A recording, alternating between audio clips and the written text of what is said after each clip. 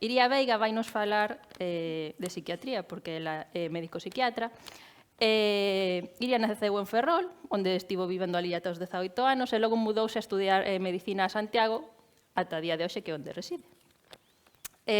Fai moitísimas cousas, escribe no diario Nos, cunha columna semanal que se chama Podestrelas, e ademais participa nun montón de iniciativas, tanto que intentan promover o uso de galego, sobre todo dentro do eido da ciencia, como tamén divulgación científica, e sobre todo, por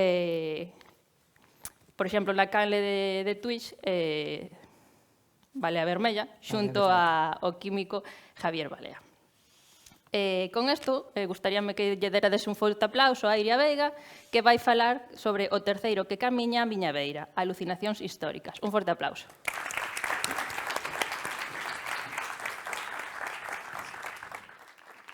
Ben, moitas grazas. Grazas por vir. Sábado pola mañá, frío polar, así que vaime ben porque frío polar e a mí toca me romper o xeo. Precisamente empezamos con un barco retido no xeo. O barco é o Endeavour e estamos en 1914. Estamos na febre da exploración antártida. Neste momento, a Antártida é o único territorio do mundo que aínda non se coñece, que non está cartografado, que non está mapeado e no que non hai presencia humana. Como seguro que vos soa, para o Imperio Británico, nese momento era como a grande aventura científica do seu tempo. Ben, este é o lugar, este é o barco. Neste barco, que medía 44 metros, creo que se di de eslora, iban 28 persoas, 68 cans e a señora Chipi. Que saibades que os gatos son un membro moi importante da tripulación dun barco, porque nos barcos, sobre todo nesa época, hai moitos ratos. Entón, a señora Chipi era vital para a supervivencia da xente que iba no Endeavour. Ben, por desgraza, a heroína da nosa historia non é a señora Chipi, senón este señor, este fulano, que se chama Ernest Shackleton, que non sei se o coñecedes. Ben, Ernest Shackleton non é, digamos, a persoa máis importante ni máis famosa de toda esta grande empresa de exploración antártica, pero sí que era un personaxe bastante curioso. Era percibido, sobre todo, como bastante personaxe na súa época. Pero é unha persoa que hoxe se estuda nos cursos de liderado. É dicir, era unha persoa que era, podemos decir, un adiantado do seu tempo. Unha das cousas raras que facía era que era famoso por escoller as tripulacións un pouco ao show. Ás veces con 2 minutos de entrevista. Para que vos hagades unha idea, no Endeavour iban 28 persoas, pero presentáronse para esta selección centos de persoas. É dicir, ir nunha expedición antártica era algo que nos pode parecer incómodo, a min personalmente dá un pouco de preguiza, pero era algo como que chamaba moito a atención na época.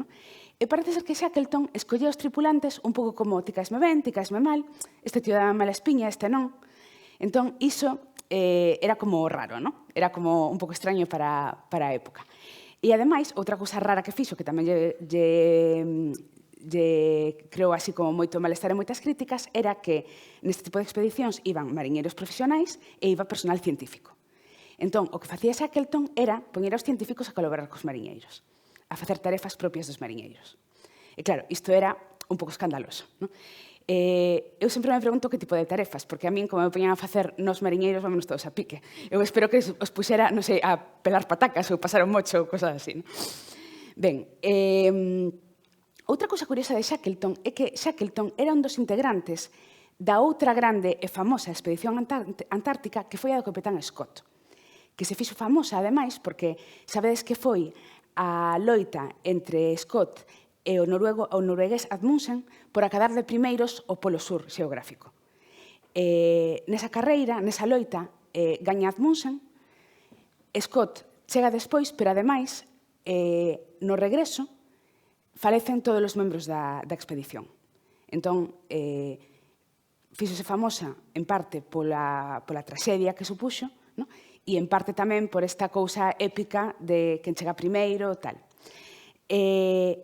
Shackleton iba a formar parte desa expedición, pero casualmente puxose enfermo poucos días antes. tedes que pensar na situación, non? 1914, sin antibióticos, se unha persoa tiña unha enfermedade que fose leve, era automáticamente descartado, non? Porque imaginadevos que é algo contagioso e que se expande ao resto da tripulación, non? Entón, bueno, pues, Shackleton un día despertou así cunha tos fea, unha carraspera, non? E dixo, pues vou para casa. Porque isto de acatarrarse na Antártida parece que non... Entón, foi o que lle salvou a vida, realmente, non? Xa, en modo cotilleo, dicir que o Capitán Scott e había así como certo mal rollito, vale? Eran caracteres moi opostos. Entón, tamén se dixo que se esta enfermidade de Shackleton realmente o quitara da expedición ou se Scott non quería que Shackleton lle fixese sombra, porque polo que parece Shackleton era como moito máis carismático que Scott, non?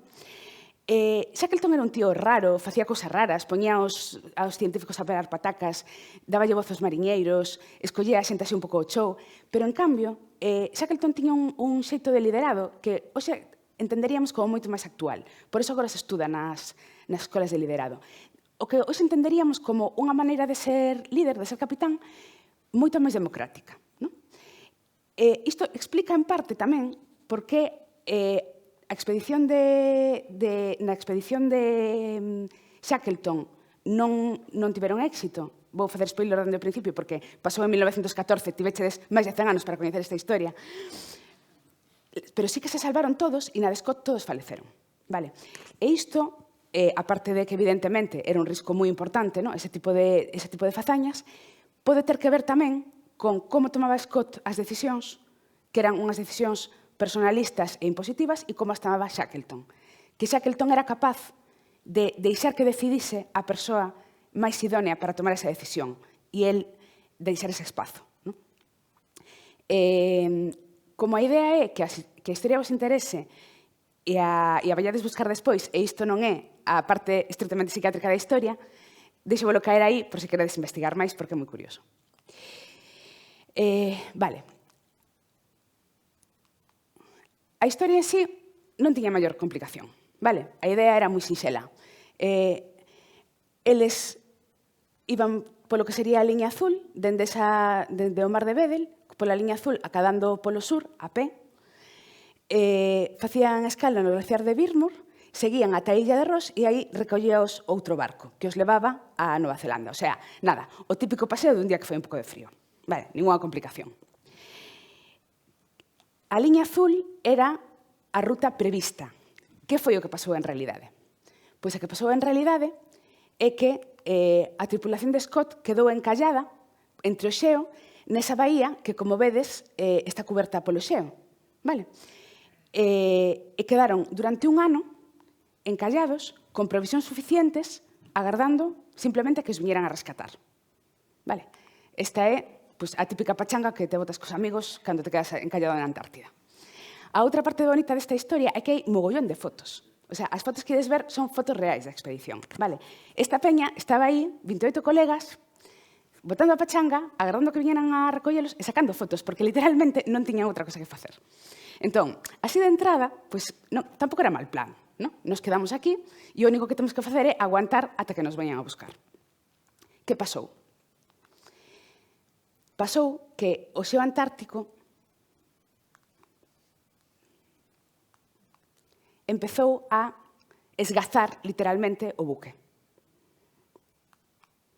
E chegou a comprimilo de tal xeito que agardar ali xa non era unha opción. Entón aquí as cousas empezan a poñerse feas. Que deciden facer? Deciden coller os botes salvavidas, arrastralos pola liña amarela, que estaba conxelado, é dicir, esa trayectoria foi a pé,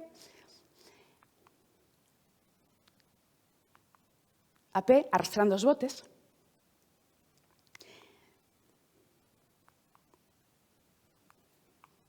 e, posteriormente, seguir por mar pola liña verde, ata acadar ese punto que se chama Illa Elefante. Vale. A partir de aquí, Shackleton empeza a tomar decisións arriscadas, pero que finalmente lle salvan a vida. Vale. Deciden coller un dos botes salvavidas e ir 3 persoas navegando pola liña azul máis escura ata a illa Georgia do Sur, nunha das condicións meteorolóxicas e marítimas máis adversas das que se teñen noticia, con ondas xigantes, 3 mariñeiros nun bote salvavidas, ata acadar a illa Georgia do Sur, que podedes esterar o bote, para que vos fagades unha idea. Ese era o tramo que tiñan que salvar. E iso non era o peor. O peor era que cando chegaban ainda a esa illa, nesa localización que se chama a Bahía de Jacón, tiñan que percorrer 36 kilómetros a pé ata chegar ao primeiro punto habitado, que era a colonia baleeira de Stromles. E aquí é onde comeza a nosa historia. 3 tíos que acaban de salvar, que levan un ano encallados nun barco, para empezar, que acaban de salvar unha das travesías marítimas máis extremas das que podemos ter noticia e que teñen que salvar aínda 36 kilómetros a pé con temperaturas extremas, prácticamente desnutridos e deshidratados, para chegar a acadar axuda para os seus compañeiros que quedan atrás. Vale, para min isto é un dato importante, para entender o estado psíquico no que chegan estas persoas. Non é que eu vai a falecer se fracaso, é que atrás quedan os meus compañeiros. A súa vida depende de nós. Durante esta travesía acontece a nosa historia de ciencia. Shackleton e os seus 2 compañeiros empezan a notar que nesa marcha, quen vai de último, que habitualmente é Shackleton, nota que ten unha presencia detrás, que hai outra persoa que camiña detrás del. Estamos nun lugar absolutamente desértico, no que só hai neve, e no que non hai ningún outro ser humano. En cambio, Shackleton nota que, cando sinte esa presencia é tranquilizadora. Non lle dá medo, non é algo alarmante, teño alguén detrás cando estou vendo os meus outros 2 compañeiros diante. Shackleton cala, para non alarmar os outros. Pero nunha das paradas, cando hai outro dos mariñeiros, que é o que vai pechando a fileira, achégase e dille: «Oe, xefe, queres creer que cando vou de último teño a sensación de ter alguén detrás? Estaremos volvéndonos tolos?» Ben, isto xa empezou cun spoiler. Os mariñeiros consiguen chegar ao seu destino, consiguen axuda, volven e toda a tripulación do Endeavour consigue salvarse. Vale. Shackleton convírtese nunha auténtica estrela do rock. Vai por todo o Reino Unido dando conferencias. Vale. E a prensa volvese tola coa historia do terceiro home. Porque lle chaman así. Empezan a chamarlle o fenómeno do terceiro home, aínda que en realidade son 4. Incluso o poeta T.S. Eliot escribe un poema baseado nesta aventura, que se chama así, O terceiro home, que se queredes buscar tamén é moi bonito. Que di así, vou traducir así un pouco chafalleiramente, quen é o terceiro que camiña atrás de min. Cando conto, só estamos ti e máis eu. Pero, cando miro por detrás, a estrada branca, neste caso nin a estrada, era simplemente un páramo nevado,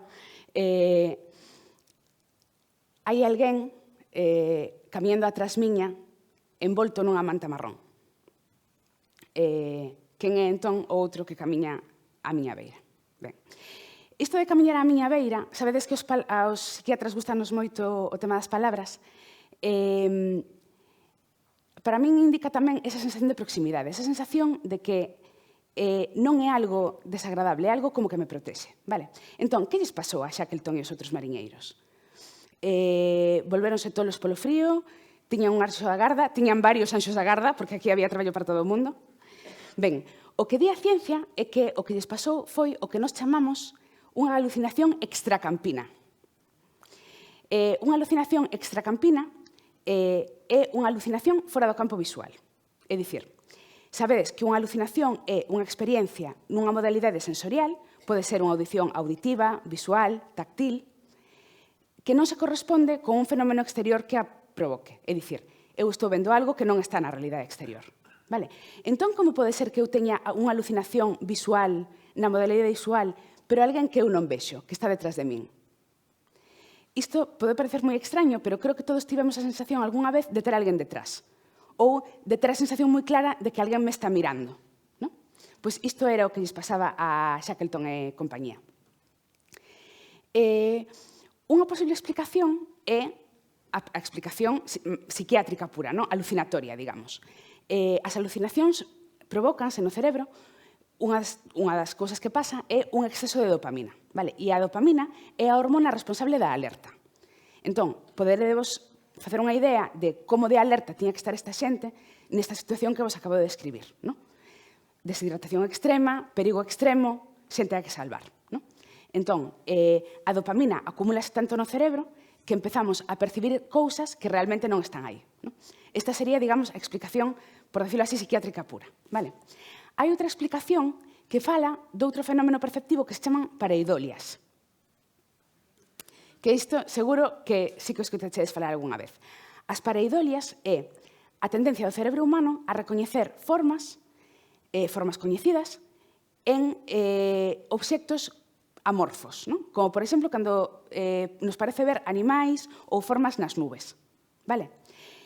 Si pensades na neve, a neve tamén é algo no que é moi probable ver pareidolias, porque teña un pouco ese punto de amorfo como pode ter unha nube. Non? E, ademais, é unha paisaxe moi pouco estimular, non? Moi plana, moi uniforme, na que de forma fácil vamos a proxectar, digamos, esa capacidade do cerebro humano para detectar pareidolias.